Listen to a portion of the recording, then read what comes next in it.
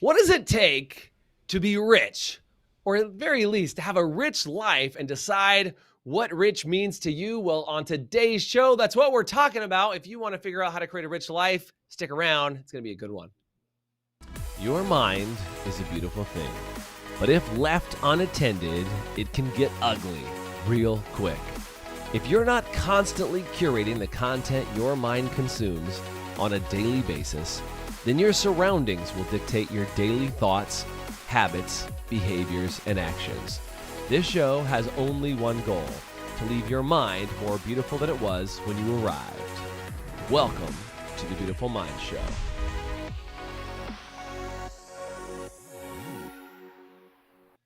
What's going on, guys? I'm Jason Everett, your host for today's Beautiful Mind Show. Welcome to the show. Do me a favor, if you're on with us today and you're ready to rock, do me a favor and comment in the comment section and say R2R, because today we're going to talk about what does it take to be rich? And I think rich as itself, as a word, can create some big challenges. It creates a lot of issues for people. People are like, it's the rich. The problem's with the rich. So if you're one of those people that gets triggered by it, I hope you leave this show with a better understanding. And if you're one of those people who are like, no, man, I'm not triggered by it, I just want to figure out how to make some money, this should be a great show for you too. So do me a favor and please welcome to the show a friend of mine and an amazing investor, creator, a dad, and he also runs an incredible podcast called Millionaire Mindcast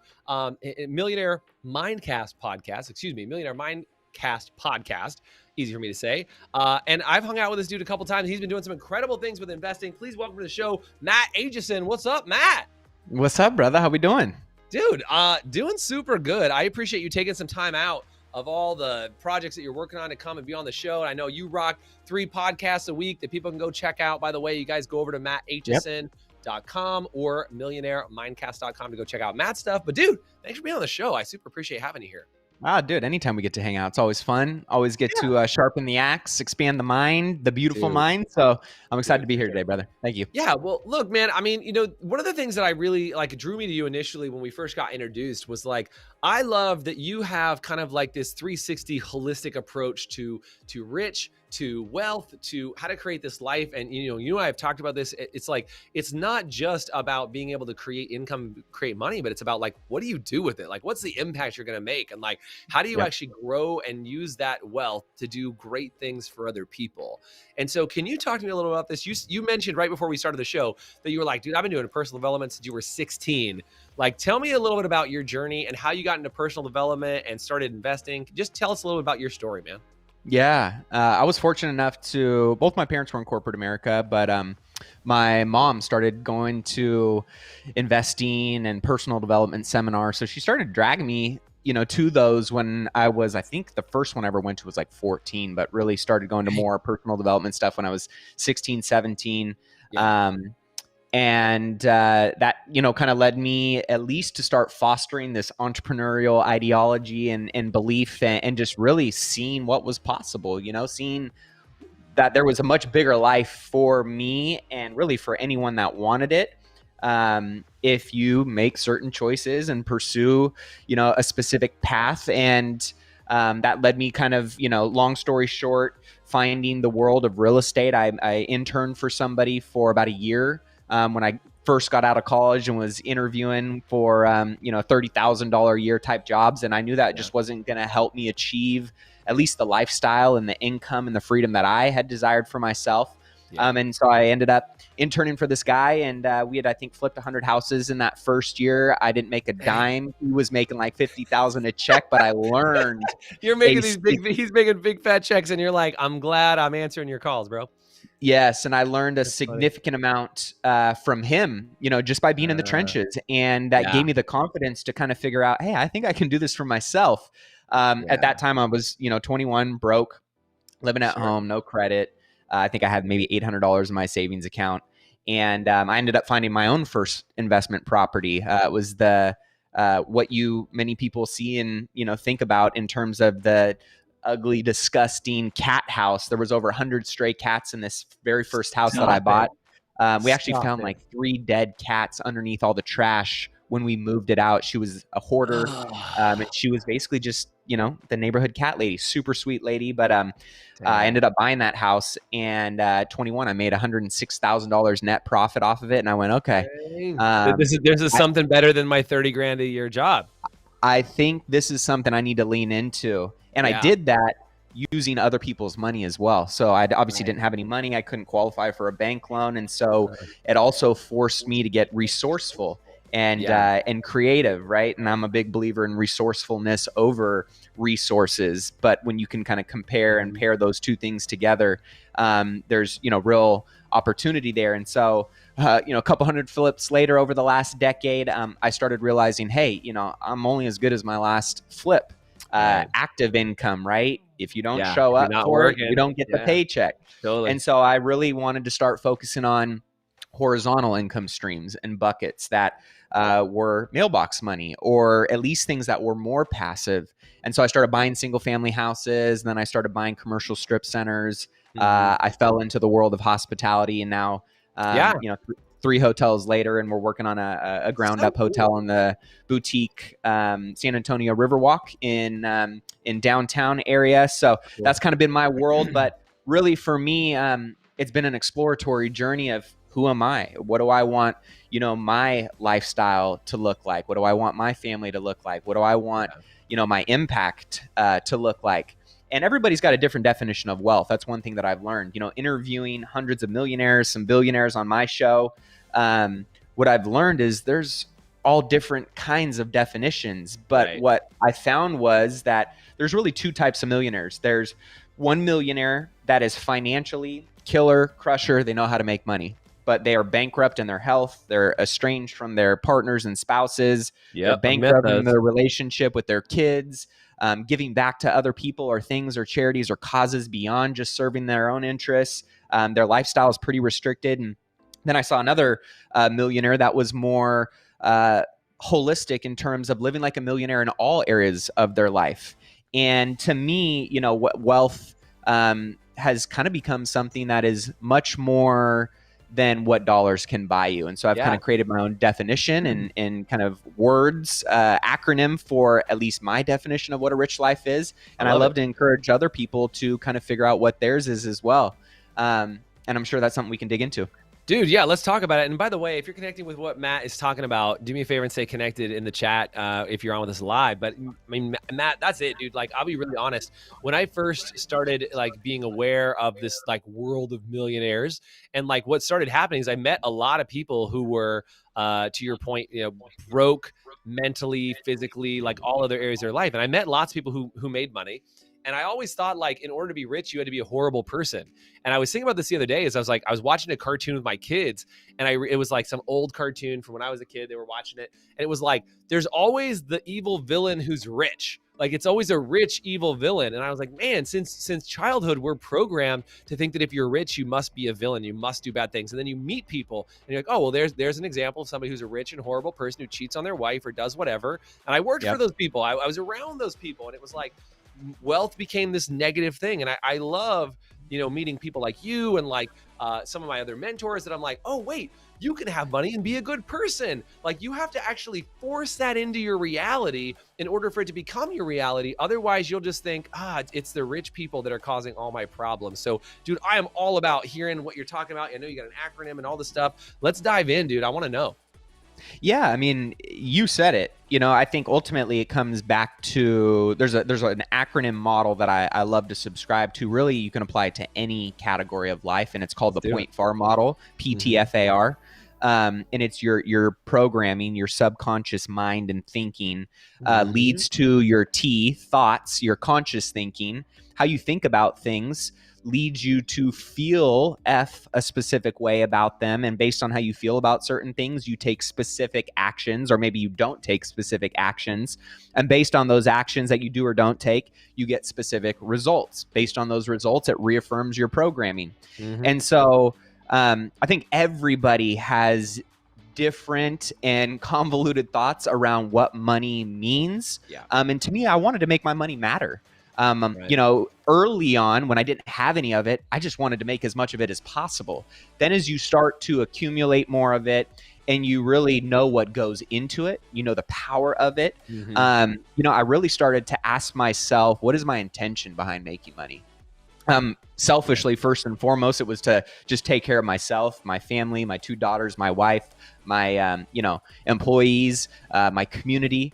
But then, on top of that, I really started to say, my intention for my money is not greed and is not power. It's purely to make impact and create the most epic experiences and connections and, life-changing opportunities for other people, whether that's in my own company, whether that's in my own family, whether that's in a charity or a cause that I love and want to support. And so it kind of made me think and reflect more about, like, what does being rich mean to me? Because it's kind of a dirty word, right? Like, a lot of people want to, it's got so many stigmas around it. And as I started interviewing more and more kind of holistic, what I call the whole life millionaire, the person who's not just living like a millionaire in their bank account, but in all of the gardens of their life, I realized that my definition of rich was having super intentional, fulfilling, inspiring, challenging relationships, personally and professionally, that force you to level up, that force you to expand, that force you to 2.0 who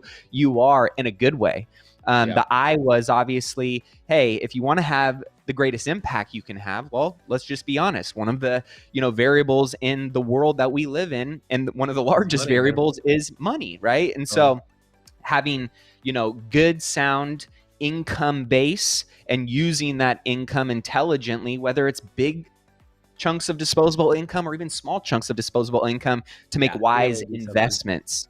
Right? Make wise investments. And for many people, right, just, making small, smart choices consistently over an extended period of time gives you the ability to leverage the compound effect and many other benefits of, right, building wealth. And then, C, is community and contribution, and who you surround yourself with and who you're making a difference for, and what you're supporting beyond just yourself, without anything and any expectation coming back to you to serve you. And so that selfless piece, right?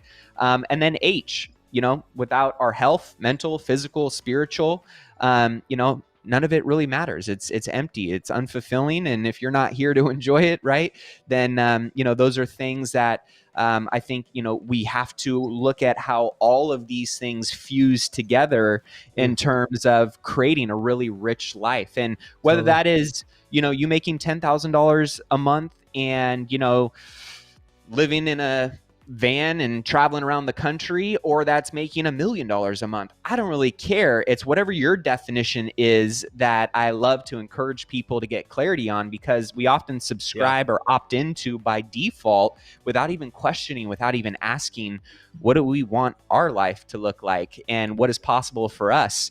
And so that's kind of my definition of a rich life. And it's something that I've been really passionate about exploring and pursuing, and helping other people do as well.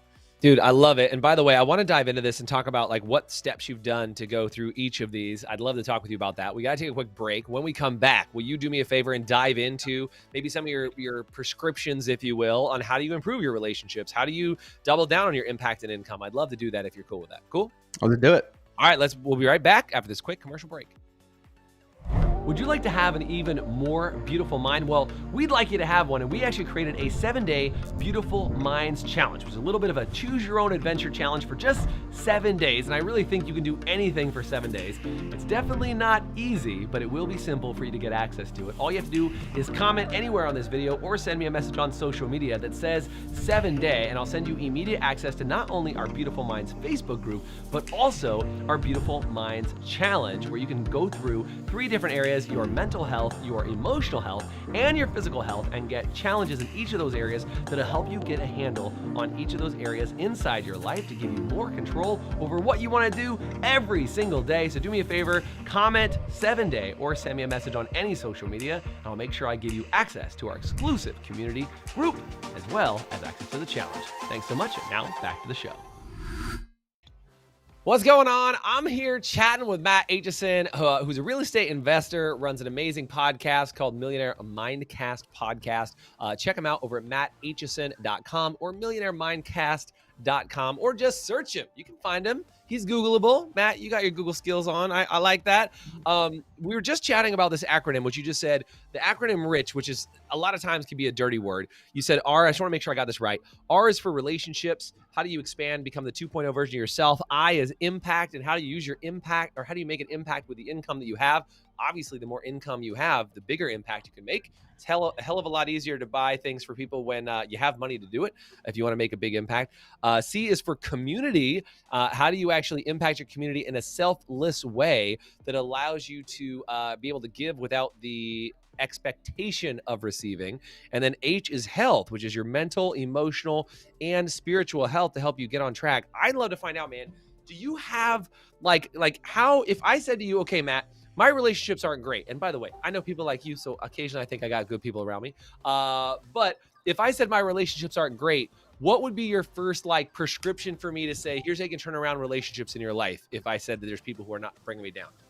Yeah, I mean, first and foremost, every quarter I do a relationship audit, so I'll just draw a line down the piece of, a paper. And on the left side, I'll do a plus and a multiplication sign. On the right side, I'll do a subtraction and division sign. And I'll really kind of go through and audit who I spend most of my time with over the last quarter, and whether or not they energize and multiply and, add value to my life, inspire me, challenge me, force me to grow, uplift.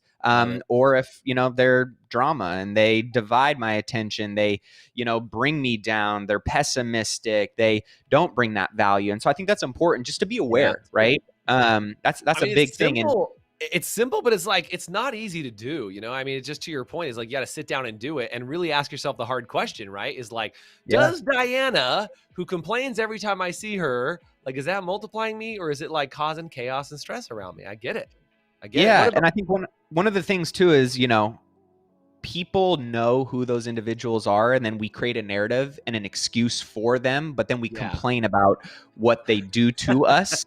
And, you cannot complain about what you tolerate in your life. And so the challenging piece of this is, well, how do I remove my best friend of 20 years from my life? I'm not telling you to get rid of people. What I am telling you is to draw a line in standards. And what I always tell people is, I'm a loving human being, but my standards are not.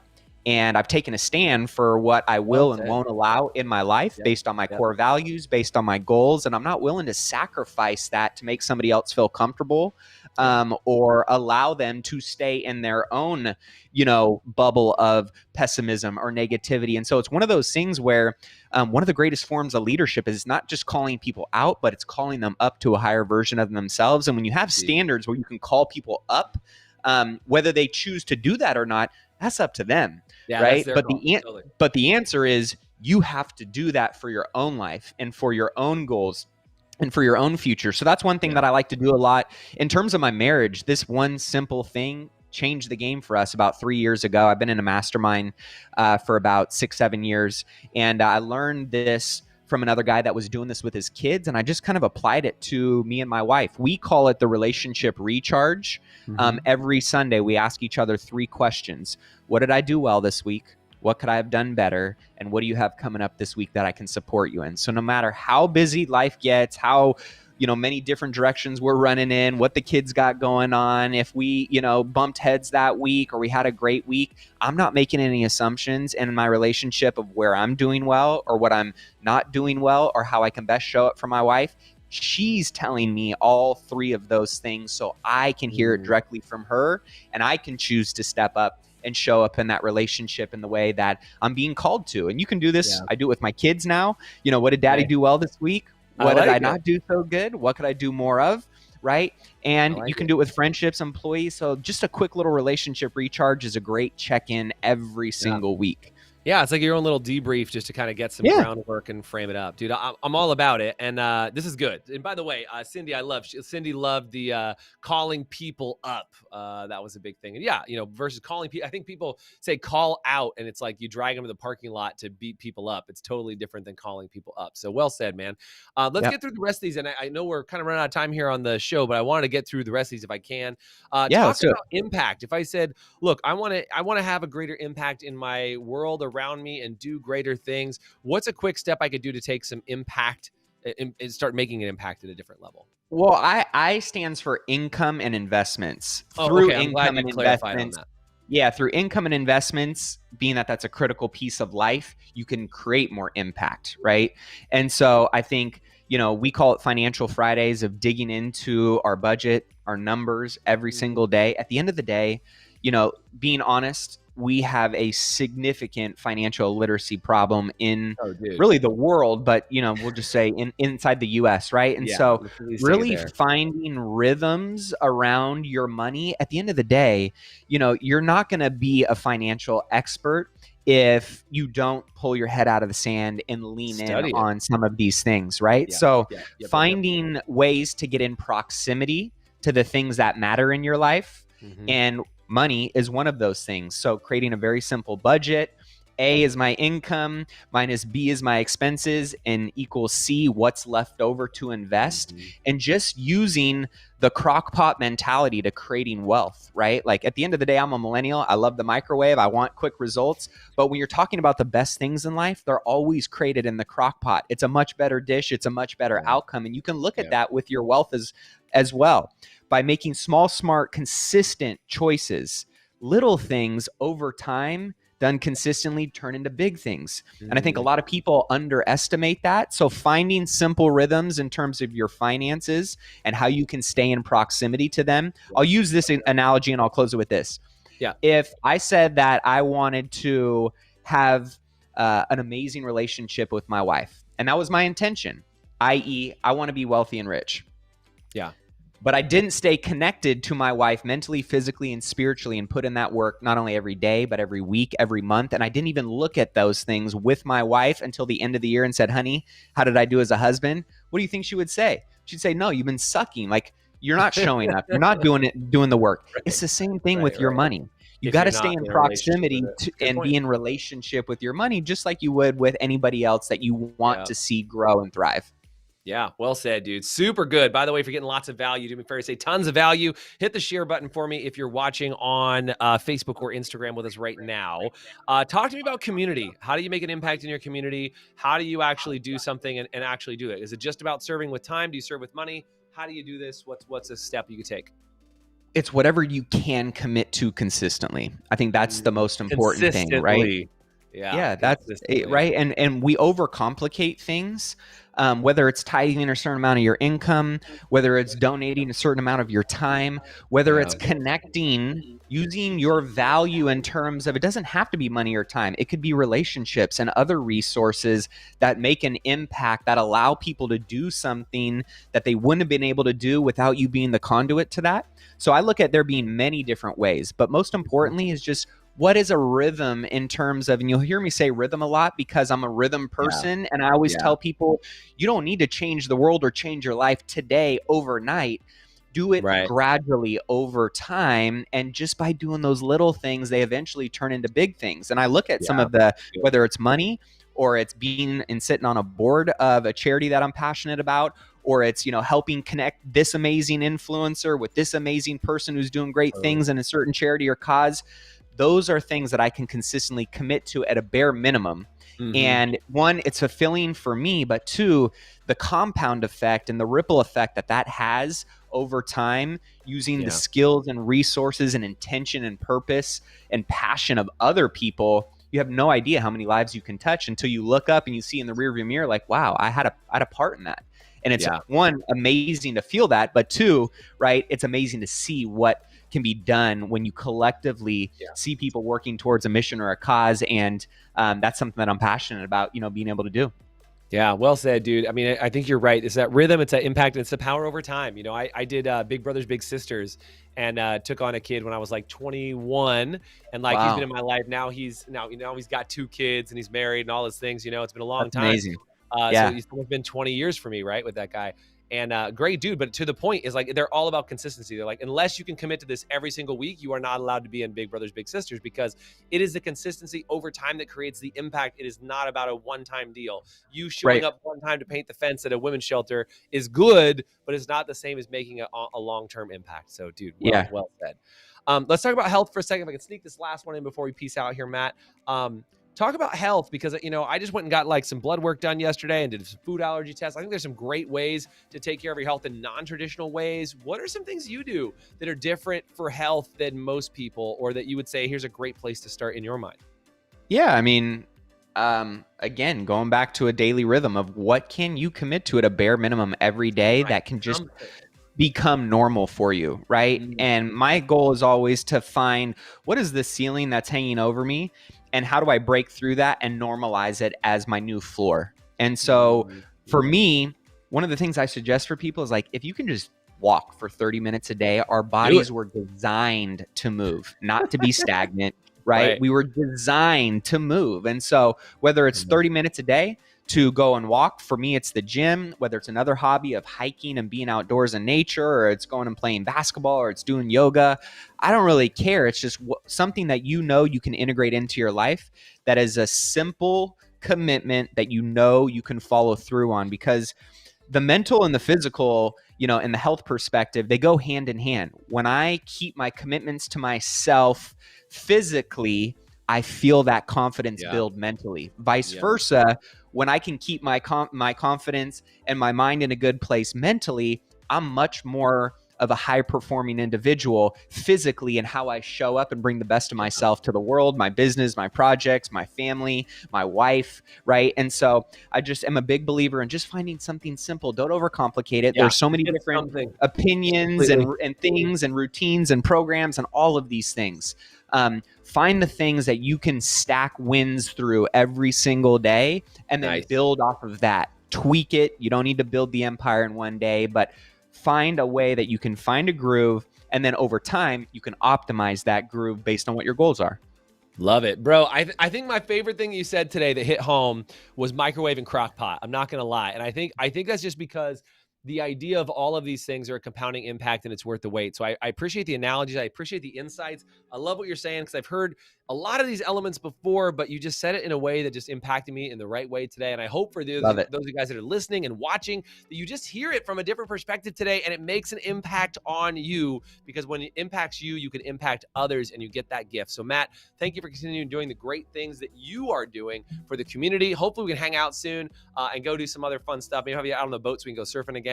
But dude, I just wish you all the success for all the projects that you're on and the big things that you're doing. You're doing great things, and great things for other people. Thanks for being on the show today, bro. Back at you, brother. Thanks.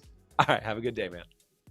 Thanks for joining us on today's show. If you want to get access to our 7-day Beautiful Minds Challenge, you can either comment below and just say 7-day, and I'll shoot you the information so you can get immediate access to that, or find me on any social media and just send me the message 7-day, and I'll make sure I get that out to you right away. And if you really enjoyed today's show, it would do me a huge favor if you went online, whether it was Spotify, Pandora, or iTunes, or any sort of podcast platform that you can find us on, and search for The Beautiful Mind Show, subscribe to our channel, and then make sure you give us a rating. Every time you give us a rating, it helps us get more eyeballs on our show and help more people have a more beautiful mind. Thanks again for joining us.